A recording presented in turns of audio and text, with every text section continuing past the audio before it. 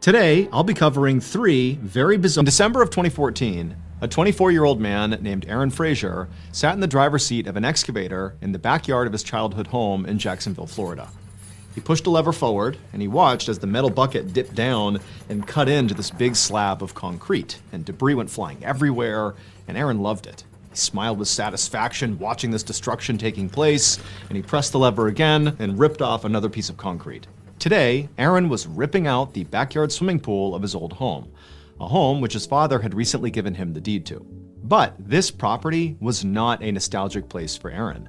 In fact, he hadn't lived here since he was 3 years old, and the handful of memories he had from being in this place were basically all bad. His parents fought all the time, and then one day in 1993, his mom just decided to leave, and then after she was gone, his dad wasn't able to care for him, and so before long, Aaron was shipped off to foster care. So now he was kind of enjoying demolishing the property. He had some big renovations planned, starting with the backyard. By early afternoon, the pool was all gone, and so Aaron swung his bucket over to the outdoor shower that was located next to where the pool had been, and he dug the bucket into the concrete, and as soon as he did, immediately this geyser of water shot into the sky, and so Aaron knew he must have hit a water line. And so Aaron jumped out of the excavator, he turned off the water, and then he grabbed a shovel and headed over to the outdoor shower to inspect the damage. He basically needed to dig where the excavator bucket had just begun digging to see what exactly had been struck. And so with the shovel, he starts kind of moving away the mud and concrete, and at some point, the head of his shovel, the blade, it hits something sort of rigid and plastic. And he moved the shovel out of the way and he looked, and at first it looked like a plastic bag, but it was too rigid to be a plastic bag. And so he took a shovel and kind of moved the dirt out of the way, and he saw it was definitely not a plastic bag. It was thick plastic sheeting like you would use in major construction projects. Curious why the sheeting would be underneath this outdoor shower, Aaron used a shovel and basically pierced the plastic sheeting, and then he got down and peeled away the plastic with his bare hands. And as he did that, he began to notice that the sheeting was wrapped tightly around some sort of bulky object. And so he's pulling it away, and finally he reveals the object, and it's this old coconut. And so he actually reached down and pulled the coconut out and just stared at it, like, why is this under here? Aaron was really confused by this. Like, why would somebody take the time to wrap a coconut in waterproof industrial sheeting and then bury it? And so as Aaron just sort of stood there wondering what this could be, he began rotating this coconut around in his hands. And when he saw the back of this coconut, he screamed. It would turn out Aaron's mother did not just suddenly abandon the family. On the night of January 6th, 1993, the day that she vanished, well, Aaron's mom and father got into this huge fight. It got out of hand, and Aaron's father shot and killed Aaron's mother with a .22 caliber rifle. Aaron's father then staged the murder to look like Aaron's mother simply stormed out and never looked back. Now, when the police investigated her absence, they did not believe Aaron's father's story. They thought there was something off about it, but there wasn't enough hard evidence to actually connect him to the crime, and so nobody ever caught him. But that all changed in 2014 when a court ordered that the deed of Aaron's childhood home be transferred from his father to him. The coconut that Aaron found in the backyard of his home was his mother's skull. He just didn't realize it until he rotated it and saw her eye sockets. 5 years later, in 2019, Aaron's father was convicted of second-degree murder, and he was sentenced to life in prison. In case you didn't know, we just dropped our very first holiday collection to help keep you warm and strange this holiday season. And featured in this collection is the official Mr. Ballen flannel, which I'm wearing right now, and already it's almost sold out. But this collection is more than just this flannel. We also have a Mr. Ballen Christmas sweater, we have a hoodie, a t-shirt, we even have a blanket, and also we have those very special collectible pins that you all have loved so much in previous drops. And remember, each of these pins is labeled 1 to 500, and that is the total amount we will sell. These are true collector's items, so hurry up and get your pin, get your number before it's too late. And also, if you're looking for another perfect holiday gift, don't forget we now have a New York Times best-selling graphic novel, and there's a companion audiobook, so definitely check that out too. But as for the holiday merch drop, this is like your last chance to place your order before it's too late. I mean, this stuff is definitely going to sell out, and if you want to make sure this stuff arrives by the holiday, you got to place your order now. So head over to shopmrballen.com to get your official uniform of the strange, dark, and mysterious, the Mr. Ballen flannel, and all the other incredible items in this holiday drop. Again, that's shopmrballen.com. I can't wait to see you guys rocking the Mr. Ballen flannel and holiday merch. It's going to be awesome. Happy holidays, and back to the stories.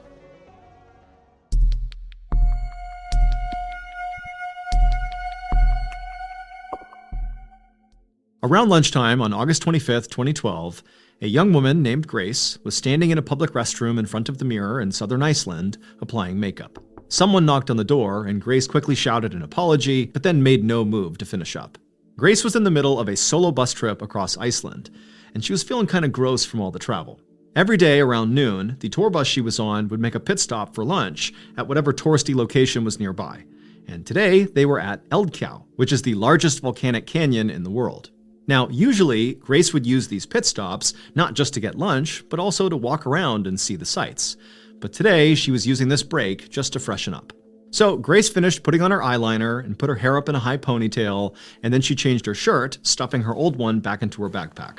Then she stepped out of the bathroom into a large parking lot, and she saw her tour bus on the other side, and she saw other tour members making their way on board. Grace hustled across the lot, got onto the bus, and settled back into her seat.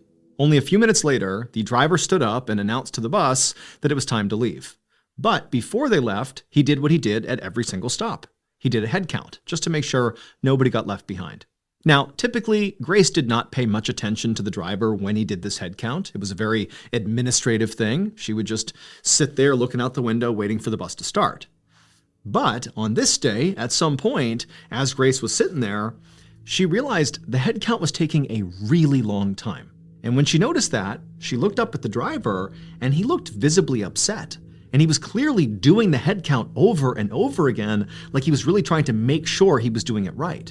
And then finally, the driver just announced to Grace and all the other people on the bus that they couldn't go anywhere because somebody from their tour group was missing. Now, the first thing they did is they just sat there and waited for about an hour, just hoping that this missing person would turn up. But when they didn't, the driver called the police. So this area, Eldkau, is a sprawling canyon that was formed more than 1,000 years earlier during a volcanic eruption. The canyon itself is very deep, and it has steep walls on either side, and at the bottom is all this volcanic debris. So it's beautiful to look at, but it's pretty difficult to navigate. And so if somebody was exploring this area on their own and somehow got lost in the process, this could become a very dangerous place for them very quickly. So when the bus driver called the police to report a missing tour group member in this particular area, the police immediately sent out a search and rescue party. And when they arrived, the first thing they did was interview the remaining tour group members to try to figure out who the missing person actually was, because it wasn't clear yet. Pretty quickly, some of the tour group members recalled seeing this young woman of Asian descent who was wearing dark clothes and was carrying a light-colored bag, who had left the bus at the beginning of lunch and had not returned. Now, Grace had not personally seen this young woman, and she told police as much when she was interviewed. But she, like basically everybody else on the tour, immediately volunteered to help with the search. So, for the entire rest of the day, that is what Grace and the others all did. They searched for this missing person. Grace was teamed up with another member of the tour, as well as a trained rescuer, and they walked out into the canyon, searching along a grid pattern with the rest of the team. After a few hours with no luck, officials sent in more rescuers and a helicopter. And by the time the night fell, the entire canyon was lit up by searchlights, and you could barely hear anything over the sound of the helicopter making repeated passes overhead. But despite this enormous effort, there still was no sign of the missing tourist. Finally, at around 3 a.m., Grace broke off from the search and returned to the bus to get some sleep. But before settling into her seat, Grace opened up her backpack to pull out some makeup wipes, and as she did that, something inside of her bag caught her eye, and when she saw it, she froze. She stared at this object, and as she did, she felt herself break out in a cold sweat, because suddenly she knew exactly where this missing woman was. It would turn out that over the course of the previous day, the people on board the bus made a series of small mistakes, but together they snowballed and turned into one huge mistake. First, the bus driver had made a mistake with his head count. Not the head count he had done that afternoon, but the one he had done earlier that day, before they drove to Eldkau. That morning, he had accidentally counted one too many people on board the bus and not realized it. Then, that afternoon, when he had counted again and actually had the right number of people on board, He thought there was a missing person. Next, the description of the woman who had gotten off the bus and didn't come back, the so-called missing person, that description had only been half correct. So yes, there had been a young woman of Asian descent wearing a dark sweatshirt, carrying a light-colored bag. She'd gotten off the bus, but she did get back on. Except that when she did, she looked different, and so nobody recognized her. And this was because this woman had gotten off the bus to go to the restroom to freshen up. She had put on makeup, she had put her hair up in a ponytail, and she had taken off her dark-colored sweatshirt. The object that Grace found in her backpack that made her realize that she knew exactly where this missing woman was her dark-colored sweatshirt inside of her light-colored backpack. And it was at that exact moment that Grace knew. The person that she had spent the last 15 hours searching for was herself.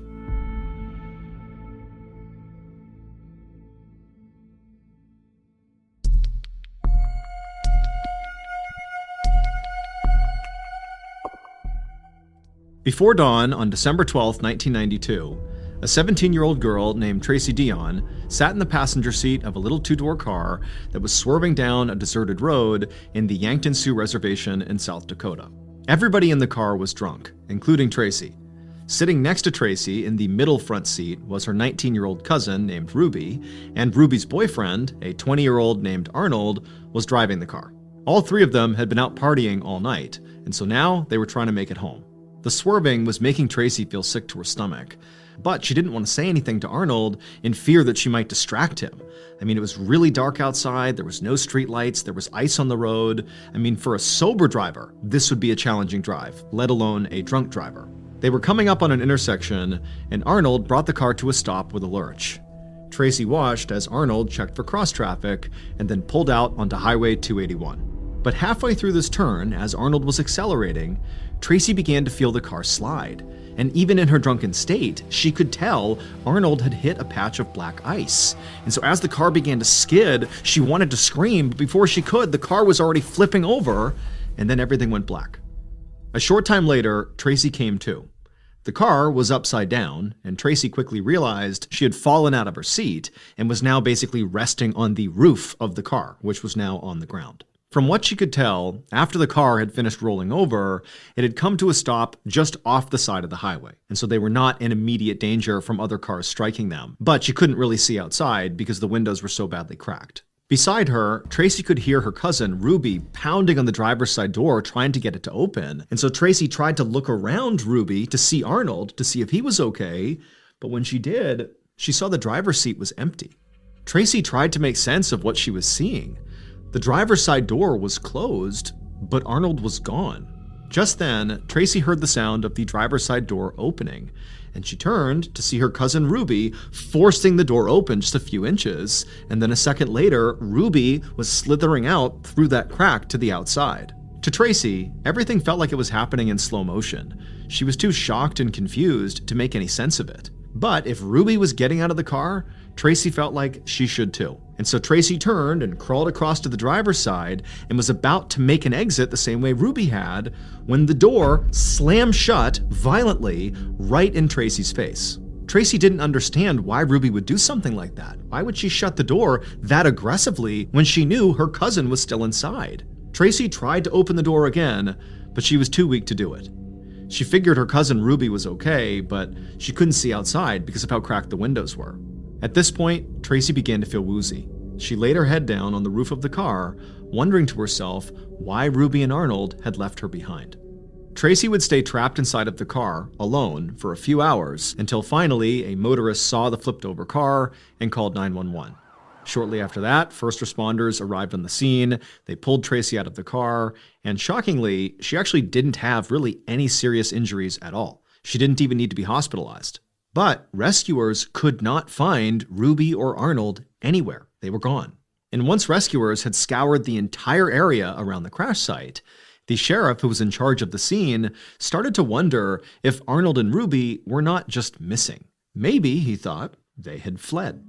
Arnold had been driving drunk, and all three of them were underage, and so the sheriff thought maybe Arnold and Ruby were scared to get in trouble. Over the next few days, the police continued to search the surrounding area for Arnold and Ruby, hoping they were not badly injured and that they would just turn up on their own. But they never did. And as the days turned into weeks, hope began to wane for the young couple. Their family and friends kept searching the area along 281 where the car had flipped, looking for any clue as to where these two had gone. But there was nothing. There was no trace of them.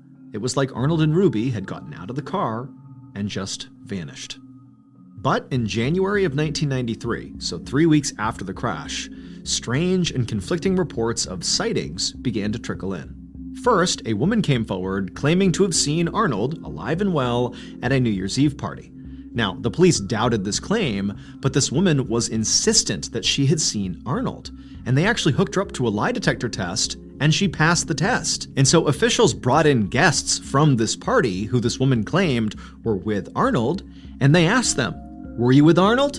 And they said no, but they failed their lie detector tests. Now, of course, this was suspicious, but police really didn't know what to do with this information. Assuming this woman's story was true, that she really did see Arnold, well, according to the details of her story, Arnold did not appear to be in any kind of distress. And even if he was in distress, the police still had no idea where he was, so how could they help him?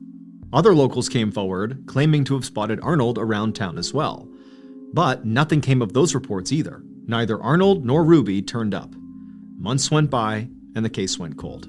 Until March 10th, when a driver was going down Highway 281 and they noticed a strange object in the drainage ditch next to the road. By now, the weather was much warmer than it had been on the day of the crash.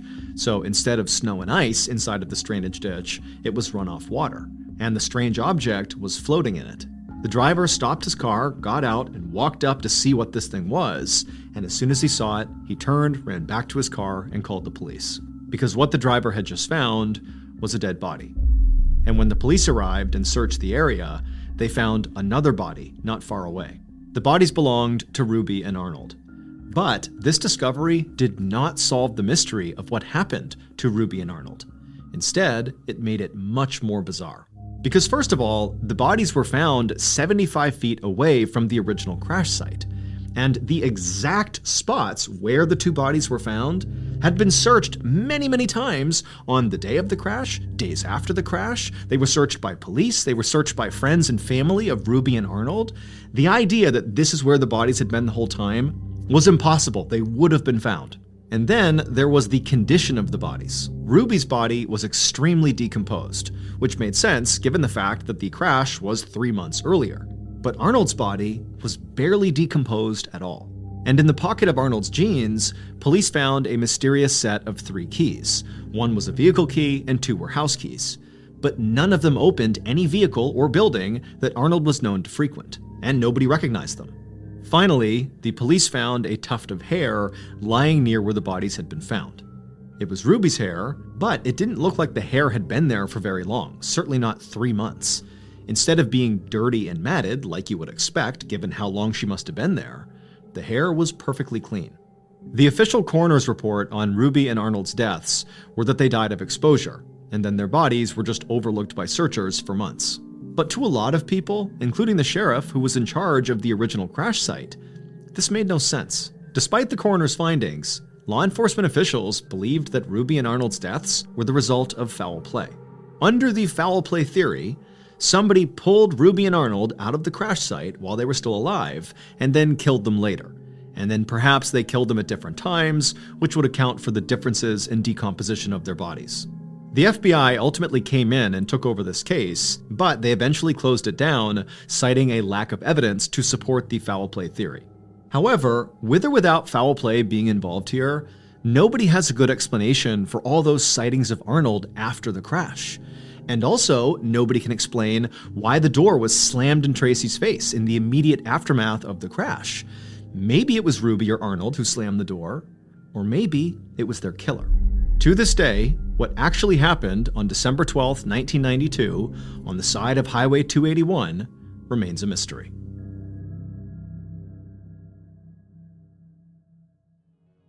And now, here is a clip from the latest episode of Redacted. Enjoy. Her heart skipped a beat.